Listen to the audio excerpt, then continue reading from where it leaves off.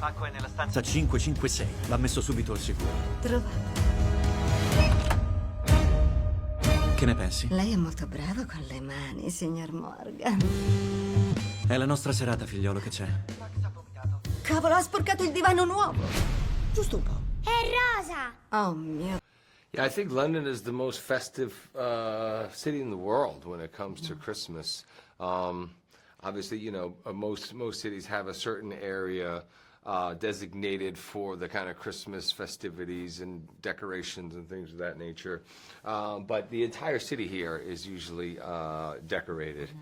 And to play these characters again, and of course to work with her again, we absolutely loved the first movie, as did audiences, and we figured we had a pretty clear plan on how to make another one that was better than the first, and make it more engaging, without just ramping up the action or putting us in an exotic location. I think the family dynamic is usually the thing that's driving this kind of film, which is why people relate to it so much.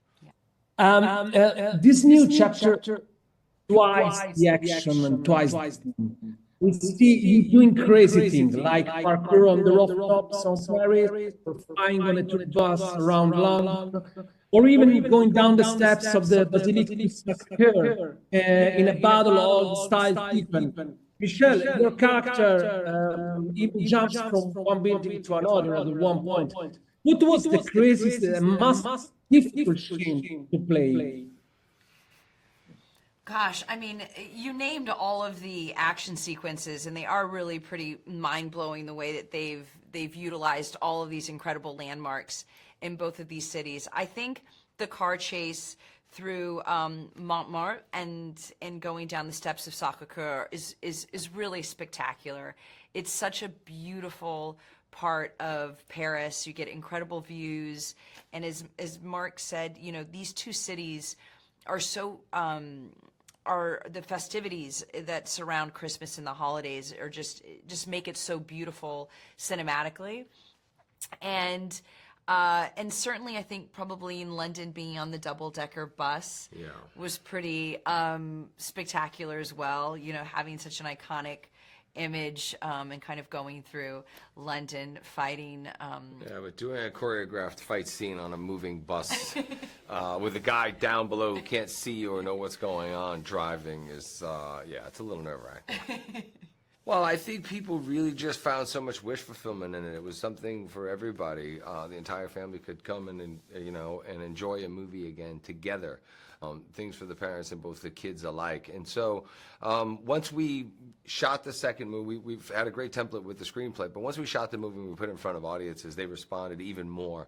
It's very rare that you'll get 20 out of 20 people in a focus group saying they all loved the movie better than the first one. And so I think, again, introducing new family members, changing the family dynamic and the stakes within the family. I think everybody has conflict within their family as well, and love. And so to see Dan in a vulnerable place versus him being so stealth, being able to do all these things while keeping the secret away from his family in the first one, now that cat's out of the bag, and I have to kind of figure this out while always, you know, wanting a brother and wanting family and feeling that, you know, I didn't have, you know, my immediate family before.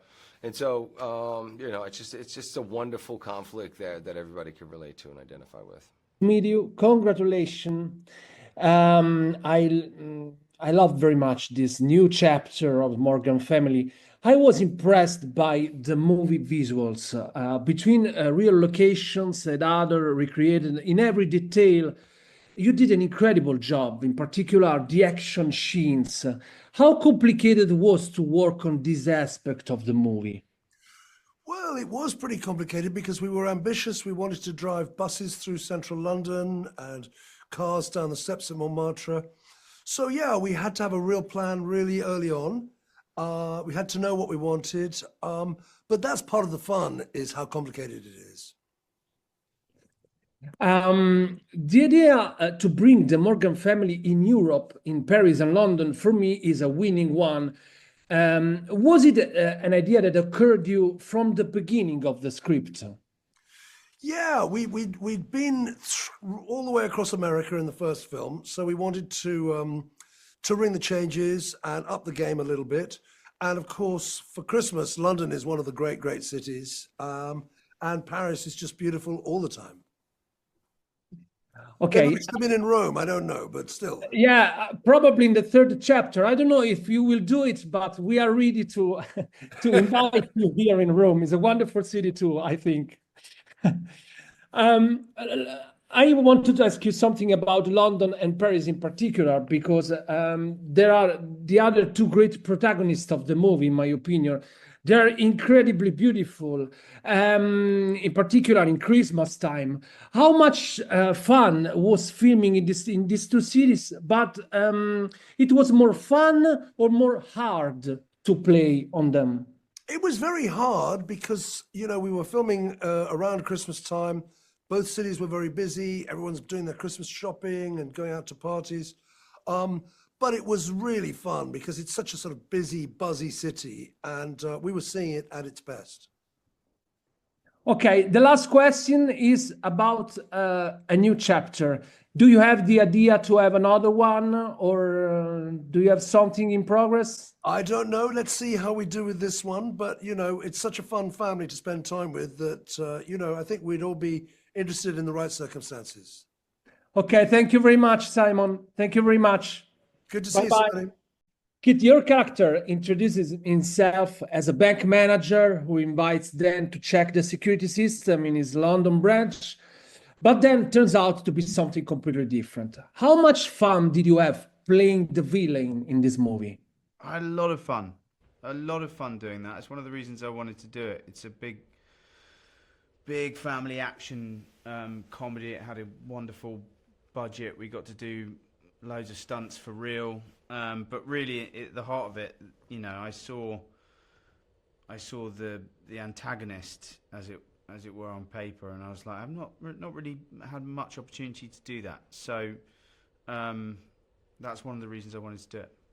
Your character has a very dark past, an adolescence marked by anger and abandonment, and he plays like a cat and mouse fight with Dan and the Morgan family through all Europe, and Paris and London in particular. How difficult was to play a character with so many emotions as Finn? I think his main emotion, I think if you can boil it down to that, is just he's desperate to kind of just be seen by his by certain people in the film, primarily Mark's character Dan. He is quite a dark character, but it's quite a light film, so he's not too dark. He's kind of he's not there to. I don't believe he's really there to murder and kill and maim. I think he's there to make a point, a statement, and try and be noticed. And I think he does achieve that by the end, certainly. The fight between you and Mark on a tour bus around London, your hometown, is truly spectacular. The one between the church bells, between Finn and Dan, also is spectacular. How difficult was to choreograph them? Because there was not so much space to move around acting in this very small space, right? Yeah, I mean, a lot of times with fight scenes, but especially on this movie, you choreograph them and learn them and get them down, and then they have to change on the day because you get into the real space. And whereas you've been rehearsing in taped lines in a room or on a stationary bus, when you actually do it, the bus is moving, you're out in the wind and the rain, the floor's slippy, or you're in the bell tower, which you know, you had constriction and different things to maneuver around. So they have to sort of change, and you have to think on your feet a little bit. Luckily for me, Mark's just such an expert at that stuff, and I've been doing it for a bit. So we worked around it, and it was it actually made the fights. I think the bus one especially, the movement of it and the scrappiness of it that ended up happening was made the fight more real and less sort of stagey.